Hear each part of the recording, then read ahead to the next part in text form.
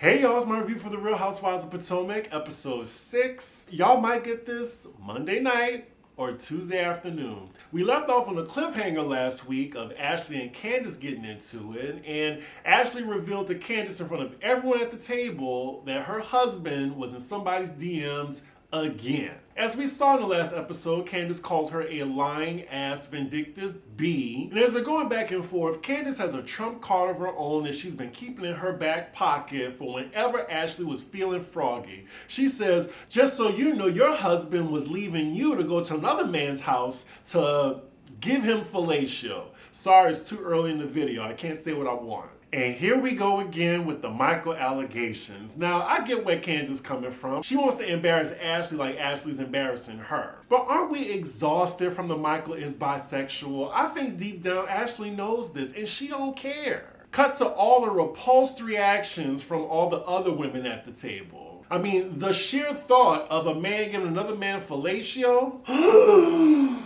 just awful. Anywho, Ashley doesn't flinch at all from this information. She's like, are you veering off the path? Are we deflecting?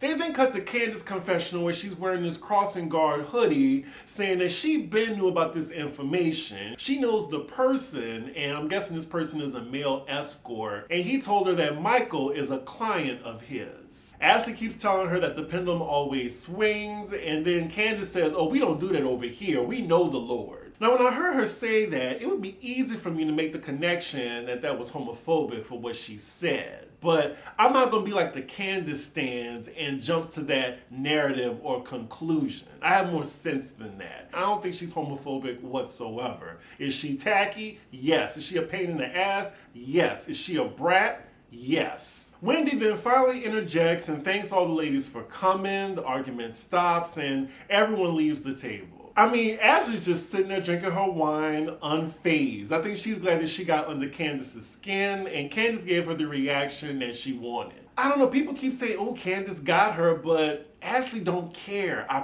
promise you. You could give Ashley a picture of Michael getting a dildo in his butt, and she would not care. We also see Ashley staying behind to talk to Wendy and let her know why she said this in front of all the ladies. She gives a really piss poor reason. She says she brought it up because when she was at Candace's house, Candace told her that Giselle was lying, she was being phony, and wanted to bring it up in front of the group. So with her story, her friends, as well as Mia's, she said that maybe Chris needs to check himself how he acts around the women.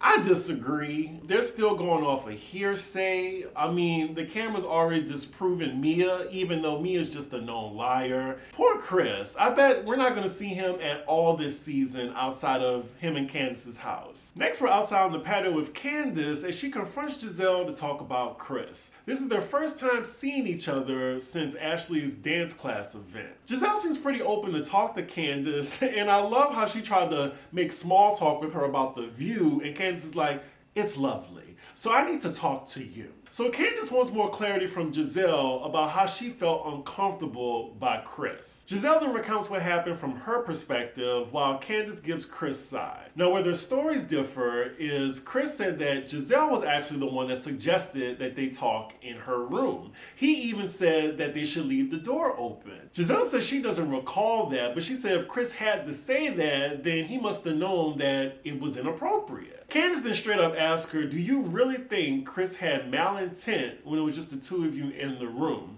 Giselle says she don't know. Now, Giselle, we saw you a couple episodes talk to Robin and it was a different tune. You were trying to insinuate that Chris was trying to like, what was it she said?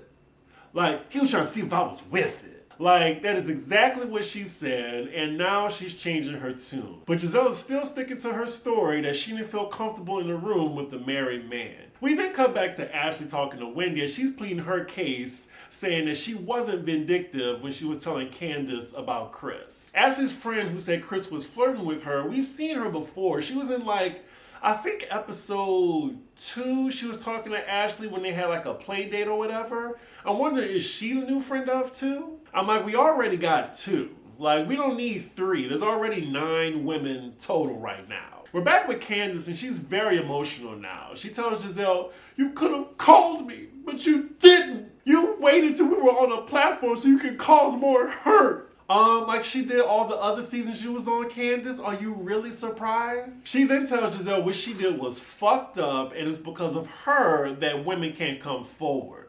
Ouch. This definitely takes Giselle back. She was like, what? And Giselle, don't act surprised. You are a rude, calculated, deceptive sociopath. Like, she does not care at all that Candace is hurting right now in front of her. Giselle then maintains that she's not lying. The conversation is over between these two. Giselle goes back to the van, and then we see Candace. You know, she got the tissue. We got a dab.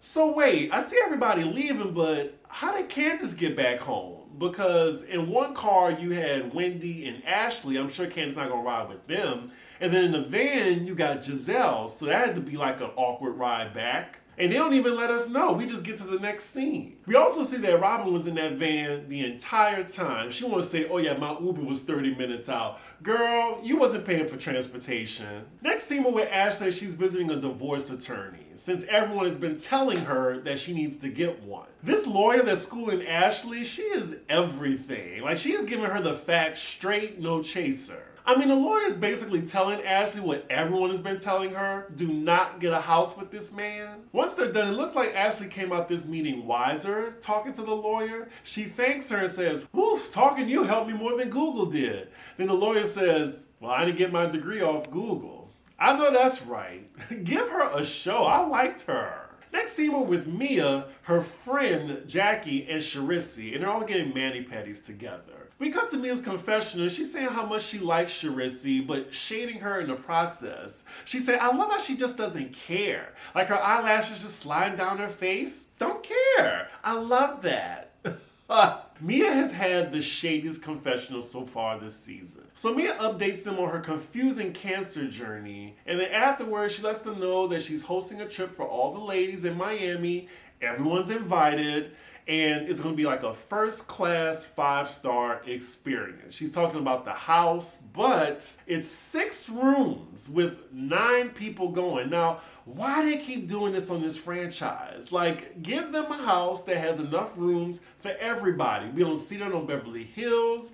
I don't think we see that on OC. Like, this is supposed to be a show about aspirational wealth. Give that to us. Stop playing these women. I know Bravo could have paid a little bit on the house to get them all rooms. So it looks like 3 of the women are going to have to share a room. And that side-eye Charisse gave Mia looked like she ain't having it. So Mia guarantees her own room. But she does mention that Wendy and anyone else she doesn't like, they're going to get the worst accommodations. Petty, petty, petty. And it's not going to end up well, I bet. And speaking of Wendy, next scene we're with her and her fine-ass husband. They're talking about her possible investment with Peter, and her husband says that she already has a lot on her plate. Not to mention that Peter is a scammer. It's also sounding like Wendy don't really have the coin for that investment either. She then tells him about her burn session at the winery and how that was a disaster. She also says she plans on going to Mia's trip even though they're not in the best place right now. And hey, it's a free trip to Miami. Like, you ain't stopping me from going.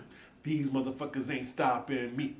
These motherfuckers ain't stopping me. Next scene, we're with the green-eyed bandits shopping for Miami. Of course, Chris is a topic of conversation, and we found out that he's been on Twitter tweeting up a storm about his situation with Giselle. Now, I was on Twitter one day talking about Housewives. I don't even think it was about Potomac. I think it was about Housewives in general. And Chris Bassett responded to my tweet, like, just out of nowhere. I thought it was really random. So he'd definitely be on Twitter. I wouldn't even be surprised if he'd be searching his name. We then see Ashley join them, and she's updating them on her Crypt Keeper as well as their separation. Now wait, according to Ashley, she said there's no LLC now. But according to her in earlier episodes, she was under the impression that there was one. Child, just like they all say, she getting a divorce or no? I mean, she is dating that Luke guy, allegedly now, so maybe she's more serious. But back then, I would have thought she wasn't serious about getting a divorce. So then the topic of conversation is Candace and Ashley's fight. And of course, the Green-Eyed Bandits are asking about the escort allegedly hired by Michael. I also think it's funny that they keep bleeping out his name. They've said it like 4 or 5 times. What's also interesting is Robin tells Ashley that she been knew about this nugget of information Candace been holding on to. What I really want to know is, how does Candace know this escort personally? And allegedly, according to Giselle, she said this escort looks like Juan Dixon. so you know it's true. Hey, if anybody in the chat knows who this alleged escort is that look like Juan Dixon, let me know in the comments. Giselle then tells him that she's done with Chris because he's been on social media calling her a liar. She says she doesn't want anything to do with him. So next scene is the day of the girls' trip. Ladies are all at the airport. Candace is meeting the ladies at a later date because she's out cosplaying as a singer. We then see a hilarious interaction between Karen and Charisse, like the fakest exchange between the two. Like they said hello to each other. Karen turns and looks directly in the camera with a fake smile. And then Charisse behind her has a stank face as soon as Karen turns around. They hate each other. Karen has clearly not forgiven Charisse for what she said at the reunion 5 years ago. So the ladies arrived in Miami. They're in separate cars headed towards the house. In Mia's car, she lets the ladies know that the house has 6 bedrooms. Some people are going to have to share. To the ladies' surprise, she should have told them that on the group chat. And then in the other car, you have the other ladies wondering how many bedrooms it is. And Charisse, messy ass, she knows, but she doesn't want to tell them because her room is accounted for. Some of the ladies already are saying they don't have a problem getting the hotel. As they pull up to the house, they realize that the neighborhood they're in, it's more residential and it's not South Beach. Hey, when I go to Miami, I don't want to stay in South Beach. South Beach is like the Times Square of Miami. I'll stay in Brickell or Wynwood or like the north part of the beach. I don't like South Beach. But anyway, the house is really, really nice. It just has 6 bedrooms. It's really chic and clean. I mean, y'all remember the Real Housewives of New York when they went to Miami? Now, that was a nice place, and I'm sure nobody shared a room there. As for the ladies, some of them are impressed, but then Giselle says, well, where's the beach? Shady ass production, they give us a drone view of the house, letting us know that they're not in South Beach, and they point to where South Beach actually is, and they're very far away from it. Just shady as fuck. The production team is the 8th cast member on this show. The ladies then move to the dining area where they have all this nice food laid out for them, and we see the chef. And that is my friend Desmond. His name is Chef the Author, and he makes some wonderful food. And let's just say I have a little crush on him. Lord, I shouldn't be saying this. Should I say it? He ain't gonna watch this. Like, we went on a date and, you know, I was really feeling him. And for whatever reason, we didn't get together after that. I think he went back to his ex, but he is still my crush. We have the exact same birthday, 7/29/85. He can get it still. So, you know, he's boyfriend material. Just saying. I'm saying too much of Chris's business right now. But anyway, don't that food look amazing, y'all? Ooh. He could throw down, and I've never had any of his cooking, unfortunately. Maybe that'll change one day. So Mia's now assigning the rooms, and she named every room after a show or movie about strippers. Of course. So far, Robin and Giselle are sharing a room, which surprisingly they aren't happy about.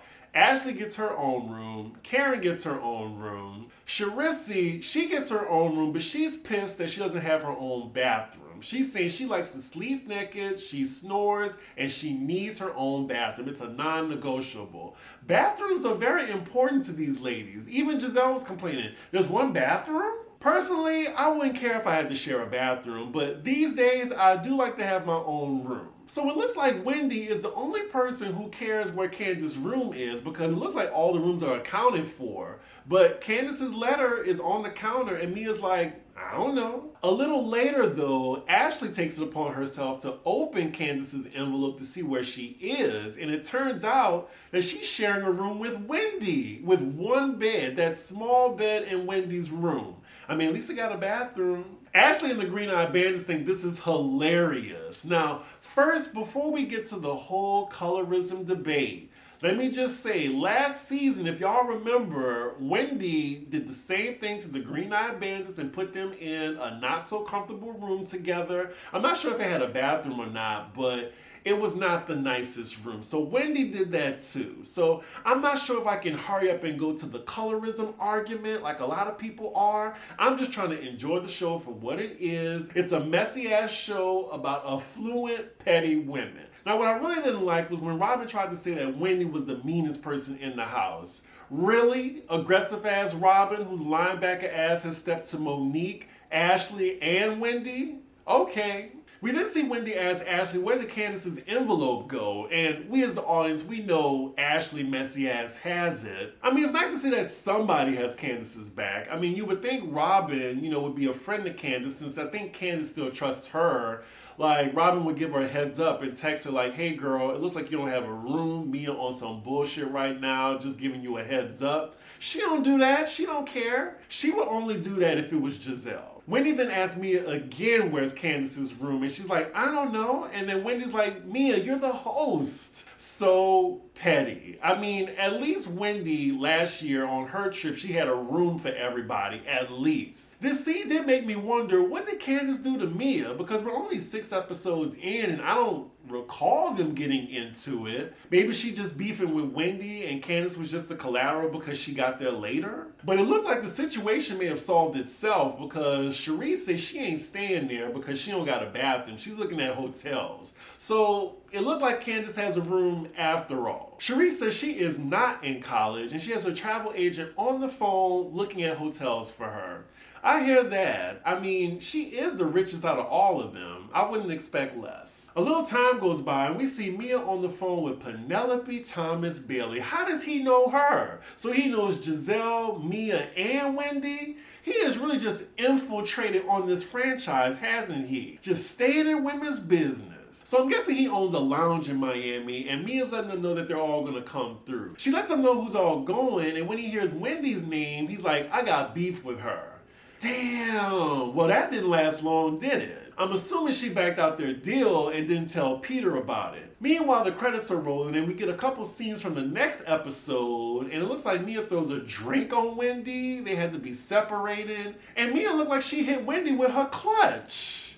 I wonder what happened. I mean, I'm on Wendy's side so far because, I don't know, I can't be on Mia's side for anything. She lied too much. It looks like next week gonna be an explosive episode. We think it to be continued, and that is where the episode ends. I really liked this episode. It was good. It was good and messy. I'm sure everybody gonna have their thesis on it, and I don't give a shit. I mean, y'all can attach whatever narrative y'all want. I'm just watching this for leisure, and I'm telling y'all my opinion on it, especially after last week. I am here for jokes, and that is it. Y'all let me know what y'all thought about the episode. With that, make sure y'all like, comment, and subscribe, and I will see y'all for the next episode. Bye.